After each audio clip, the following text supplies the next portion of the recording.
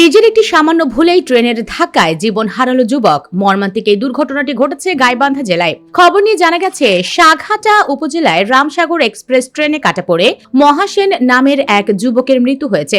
সকাল 7টার দিকে উপজেলার বোনারপাড়া স্টেশনের পাশে এ ঘটনা ঘটে। নিহত মহাসেন গাইবান্ধার গোবিন্দগঞ্জ উপজেলার হরিরামপুর ইউনিয়নের বুড়িভিটা ক্রলকাছা গ্রামের মোহাম্মদ আহমেদ আলীর ছেলে। এলাকাবাসী জানান, সকালে দিনাজপুরগামী রামসাগর এক্সপ্রেস ট্রেনটি বোনারপাড়া স্টেশন থেকে ছেড়ে যাওয়ার সময় স্টেশন থেকে অল্প দূরে রেল লাইন পারাপারের সময় মহাসেন ট্রেনের নিচে পড়ে যান। এতে ঘটনাস্থলে তার মৃত্যু হয়। বোনারপাড়া রেলওয়ে থানার এসআই লুৎফর রহমান বলেন, নিহতের পরিবারের পক্ষ থেকে কোনো অভিযোগ না থাকায় মরদেহ পরিবারের কাছে হস্তান্তর করা হয়েছে।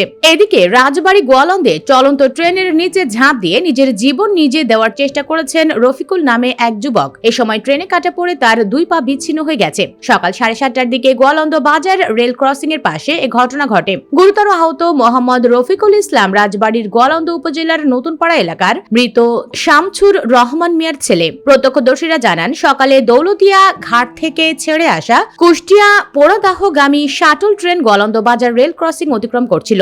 ওই যুবক চলন্ত ট্রেনের নিচে ঝাঁপ দেয়। এতে ট্রেনে কাটা পড়ে যুবকের 2 পা বিচ্ছিন্ন হয়ে গেছে। গোয়ালন্দ উপজেলা ফায়ার সার্ভিস ও সিভিল ডিফেন্সের লিডার মোহাম্মদ ইয়াহিয়া বলেন, সকালে দৌলতদিয়া থেকে ছেড়ে আসে একটি শাটল ট্রেন রাজবাড়ির অভিমুখে যাওয়ার সময় গোয়ালন্দ বাজার রেলগেট এলাকায় পৌঁছালে দুর্ঘটনাটি ঘটে। দ্রুত খবর পেয়ে আমরা ঘটনাস্থলে গিয়ে আহত ব্যক্তিকে উদ্ধার করে হাসপাতালে নিয়ে যাই। গোয়ালন্দ ঘাট রেলওয়ে পুলিশ ফাঁড়ির ইনচার্জ আব্দুর রাজ্জাক বলেন, সকালে দৌলতিয়া থেকে ছেড়ে আসা একটি শাটল ট্রেন রাজবাড়ির অভিমুখে যাওয়ার সময় গোয়ালন্দ বাজার রেলগেটে পৌঁছালে রাস্তা পার হওয়ার সময় এ দুর্ঘটনা ঘটে। এতে রফিক নামের এক ব্যক্তি ট্রেনের নিচে কাটা পড়ে গুরুতর আহত হন। দুর্ঘটনায় তার 2 পা বিচ্ছিন্ন হয়ে গেছে। দর্শক, ট্রেনে কাটা পড়ে মানুষ মরে যাওয়ার ঘটনা দিনে দিনে বৃদ্ধি পাচ্ছে। তবে কিছু কিছু সময় দেখা যায় নিজের জীবন নিজে দেওয়ার জন্য ট্রেনের নিচে ঝাঁপ দেয় অনেকে। তেমনি ভাবে ঝাঁপ দিয়েছিল রফিকুল, যার ফলে জীবন না হারিয়ে এখন 2 পা হারিয়েছে। দর্শক, এই নিয়ে আপনার মন্তব্য জানিয়ে দিন কমেন্ট বক্সে। ভিডিওটি ভালো লাগলে লাইক ও শেয়ার করুন, আর আমাদের চ্যানেলে নতুন হলে